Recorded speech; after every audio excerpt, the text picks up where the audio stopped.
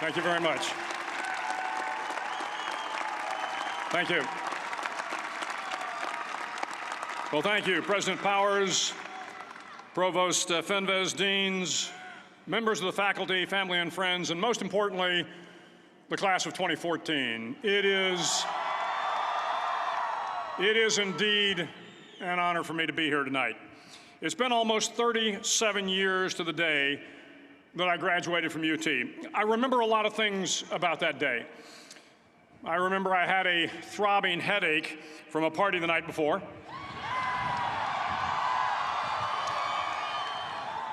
I remember I had a serious girlfriend, who I later married. That's important to remember, by the way.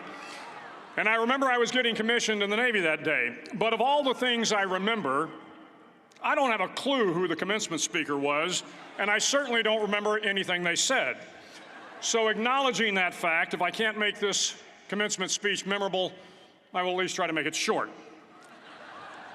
So the university's slogan is, what starts here changes the world. Well, I've got to admit, I kind of like it. What starts here changes the world. Tonight, there are almost 8,000 students, or there are more than 8,000 students graduated from UT. So that great paragon of analytical rigor, Ask.com, says that the average American will meet 10,000 people in their lifetime. 10,000 people, that's a lot of folks. But if every one of you changed the lives of just 10 people, and each one of those people changed the lives of another 10 people, and another 10, then in 5 generations, 125 years, the class of 2014 will have changed the lives of 800 million people. 800 million people. Think about it. Over twice the population of the United States. Go one more generation, and you can change the entire population of the world, 8 billion people. If you think it's hard to change the lives of 10 people, change their lives forever, you're wrong. I saw it happen every day in Iraq and Afghanistan. A young Army officer makes a decision to go left instead of right down a road in Baghdad, and the 10 soldiers with him are saved from a close-in ambush.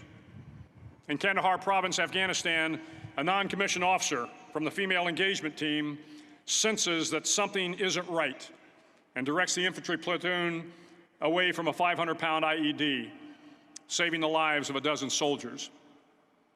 But if you think about it, not only were those soldiers saved by the decisions of one person, but their children were saved, and their children's children.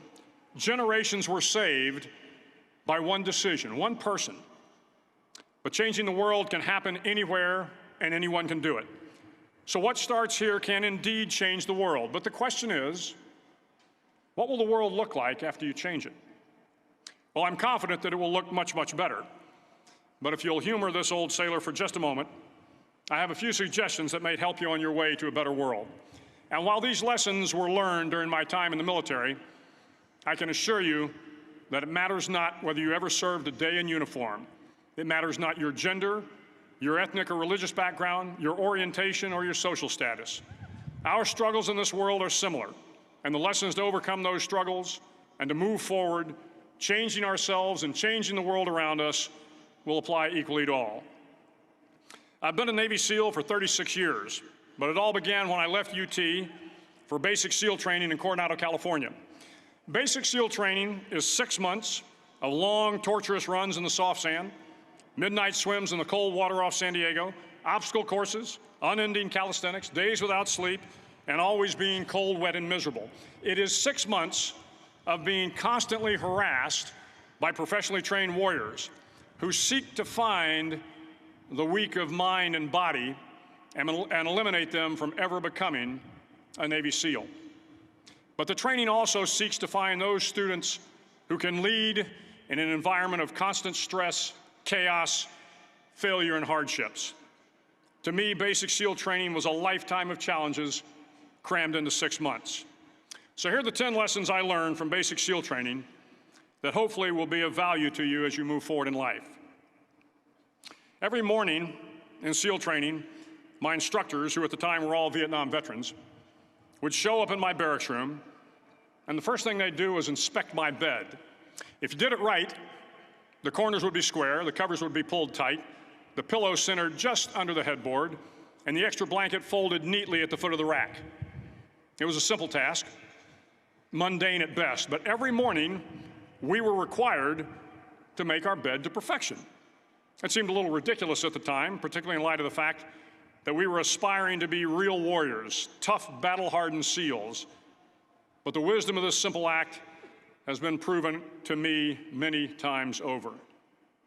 If you make your bed every morning, you will have accomplished the first task of the day.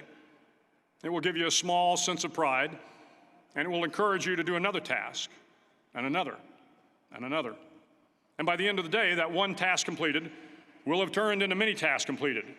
Making your bed will also reinforce the fact that the little things in life matter. If you can't do the little things right, you'll never be able to do the big things right. And if by chance you have a miserable day, you will come home to a bed that is made, that you made. And a made bed gives you encouragement that tomorrow will be better. So if you want to change the world, start off by making your bed. During SEAL training, the students are all broken down into boat crews. Each crew is 7 students, 3 on each side of a small rubber boat, and 1 coxswain to help guide the dinghy. Every day, your boat crew forms up on the beach and is instructed to get through the surf zone and paddle several miles down the coast. In the winter, the surf off San Diego can get to be 8 to 10 feet high, and it is exceedingly difficult to paddle through the plunging surf unless everyone digs in. Every paddle must be synchronized to the stroke count of the coxswain. Everyone must exert equal effort, or the boat will turn against the wave and be unceremoniously dumped back on the beach. For the boat to make it to its destination, everyone must paddle. You can't change the world alone. You will need some help. And to truly get from your starting point to your destination takes friends, colleagues, the goodwill of strangers, and a strong coxswain to guide you. If you want to change the world, find someone to help you paddle. Over a few weeks of difficult training, my SEAL class, which started with 150 men, was down to just 42. There were now 6 boat crews of 7 men each. I was in the boat with the tall guys, but the best boat crew we had was made up of the little guys, the Munchkin crew, we called them. No one was over 5'5". The Munchkin boat crew had 1 American Indian, 1 African American, 1 Polish American, 1 Greek American, 1 Italian American, and 2 tough kids from the Midwest. They out-paddled, outran, and outswam all the other boat crews. The big men in the other boat crews would always make good-natured fun of the tiny little flippers the Munchkins put on their tiny little feet prior to every swim. But somehow these little guys from every corner of the nation and the world always had the last laugh, swimming faster than everyone and reaching the shore long before the rest of us. SEAL training was a great equalizer. Nothing mattered but your will to succeed, not your color, not your ethnic background, not your education, not your social status. If you want to change the world, measure a person by the size of their heart, not by the size of their flippers. Several times a week, the instructors would line up the class and do a uniform inspection. It was exceptionally thorough. Your hat had to be perfectly starched, your uniform immaculately pressed, your belt buckle shiny and void of any smudges. But it seemed that no matter how much effort you put into starching your hat or pressing your uniform or polishing your belt buckle, it just wasn't good enough. The instructors would find something wrong. For failing the uniform inspection, the student had to run, fully clothed, into the surf zone, then wet from head to toe, roll around on the beach until every part of your body was covered with sand. The effect was known as a sugar cookie. You stayed in the uniform the rest of the day, cold, wet, and sandy. There were many a student who just couldn't accept the fact that all their efforts were in vain, that no matter how hard they tried to get the uniform right, it went unappreciated. Those students didn't make it through training. Those students didn't understand the purpose of the drill. You were never going to succeed. You were never going to have a perfect uniform. The instructors weren't going to allow it. Sometimes, no matter how well you prepare or how well you perform, you still end up as a sugar cookie. It's just the way life is sometimes. If you want to change the world, get over being a sugar cookie and keep moving forward. Every day during training, you were challenged with multiple physical events: long runs, long swims, obstacle courses, hours of calisthenics, something designed to test your mettle. Every event had standards, times you had to meet. If you failed to meet those times, those standards, your name was posted on a list, and at the end of the day, those on the list were invited to a circus. A circus was 2 hours of additional calisthenics, designed to wear you down, to break your spirit, to force you to quit. No one wanted a circus. A circus meant that for that day, you didn't measure up. A circus meant more fatigue, and more fatigue meant that the following day would be more difficult, and more circuses were likely. But at some time during SEAL training, everyone made the circus list. But an interesting thing happened to those who were constantly on the list. Over time, those students who did 2 hours of extra calisthenics got stronger and stronger. The pain of the circuses built inner strength and physical resiliency. Life is filled with circuses. You will fail. You will likely fail often. It will be painful. It will be discouraging. At times, it will test you to your very core. But if you want to change the world, don't be afraid of the circuses. At least twice a week, the trainees were required to run the obstacle course.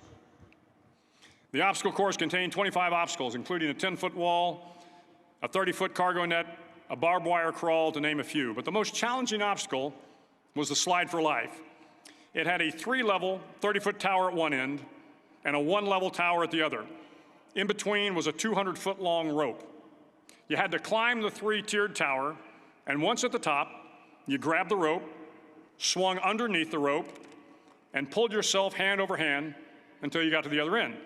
The record for the obstacle course had stood for years when my class began in 1977. The record seemed unbeatable until one day a student decided to go down the slide for life head first. Instead of swinging his body underneath the rope and inching his way down, he bravely mounted the top of the rope and thrust himself forward. It was a dangerous move, seemingly foolish and fraught with risk. Failure could mean injury and being dropped from the course. Without hesitation, the student slid down the rope perilously fast. Instead of several minutes, it only took him half that time. And by the end of the course, he had broken the record. If you want to change the world, sometimes you have to slide down the obstacles head first. During the land warfare phase of training, the students are flown out to San Clemente Island, which lies off the coast of San Diego. The waters off San Clemente are a breeding ground for the great white sharks. To pass SEAL training, there are a series of long swims that must be completed. One is the night swim. Before the swim, the instructors joyfully brief the students on all the species of sharks that inhabit the waters off San Clemente. They assure you, however, that no student has ever been eaten by a shark, at least not that they can remember. But you are also taught that if a shark begins to circle your position, stand your ground. Do not swim away. Do not act afraid. And if the shark, hungry for a midnight snack, darts towards you, then summons up all your strength and punch him in the snout, and he will turn and swim away. There are a lot of sharks in the world. If you hope to complete the swim, you will have to deal with them. So if you want to change the world, don't back down from the sharks. As Navy SEALs, one of our jobs is to conduct underwater attacks against enemy shipping. We practice this technique extensively during training. The ship attack mission is where a pair of SEAL divers is dropped off outside an enemy harbor and then swims well over 2 miles underwater, using nothing but a depth gauge and a compass to get to the target. During the entire swim, even well below the surface, there is some light that comes through. It is comforting to know that there is open water above you. But as you approach the ship, which is tied to a pier, the light begins to fade. The steel structure of the ship blocks the moonlight. It blocks the surrounding street lamps. It blocks all ambient light.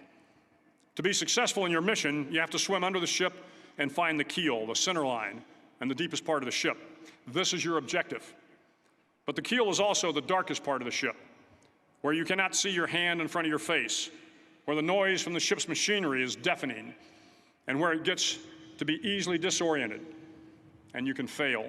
Every SEAL knows that under the keel, at that darkest moment of the mission, is a time when you need to be calm, when you must be calm, when you must be composed, when all your tactical skills, your physical power, and your inner strength must be brought to bear. If you want to change the world, you must be your very best in the darkest moments. The 9th week of training is referred to as Hell Week. It is 6 days of no sleep, constant physical and mental harassment, and one special day at the Mud Flats.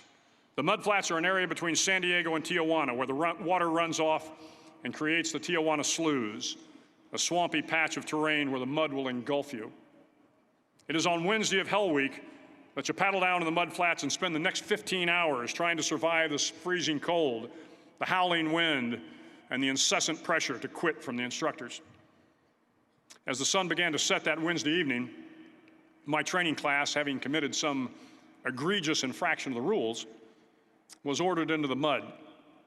The mud consumed each man till there was nothing visible but our heads. The instructors told us we could leave the mud if only 5 men would quit. Only 5 men, just 5 men, and we could get out of the oppressive cold. Looking around the mud flat, it was apparent that some students were about to give up. It was still over 8 hours till the sun came up. 8 more hours of bone-chilling cold. The chattering teeth and the shivering moans of the trainees were so loud, it was hard to hear anything. And then one voice began to echo through the night. One voice raised in song. The song was terribly out of tune, but sung with great enthusiasm. One voice became 2, and 2 became 3, and before long, everyone in the class was singing. The instructors threatened us with more time in the mud if we kept up the singing, but the singing persisted. And somehow the mud seemed a little warmer, and the wind a little tamer, and the dawn not so far away. If I have learned anything in my time traveling the world, it is the power of hope. The power of one person, a Washington, a Lincoln, King, Mandela, and even a young girl from Pakistan, Malala. One person can change the world by giving people hope. So if you want to change the world, start singing when you're up to your neck in mud. Finally, in SEAL training, there's a bell. A brass bell that hangs in the center of the compound for all the students to see. All you have to do to quit is ring the bell. Ring the bell, and you no longer have to wake up at 5 o'clock. Ring the bell, and you no longer have to be in the freezing cold swims. Ring the bell, and you no longer have to do the runs, the obstacle course, the PT, and you no longer have to endure the hardships of training. All you have to do is ring the bell to get out. If you want to change the world, don't ever, ever ring the bell. To the class of 2014, you are moments away from graduating, moments away from beginning your journey through life, moments away from starting to change the world for the better. It will not be easy, but you are the class of 2014, the class that can affect the lives of 800 million people in the next century. Start each day with a task completed. Find someone to help you through life. Respect everyone. Know that life is not fair and that you will fail often. But if you take some risks, step up when the times are the toughest, face down the bullies, lift up the downtrodden, and never, ever give up, if you do these things, the next generation and the generations that follow will live in a world far better than the one we have today. And what started here will indeed have changed the world for the better. Thank you very much. Hook 'em horns.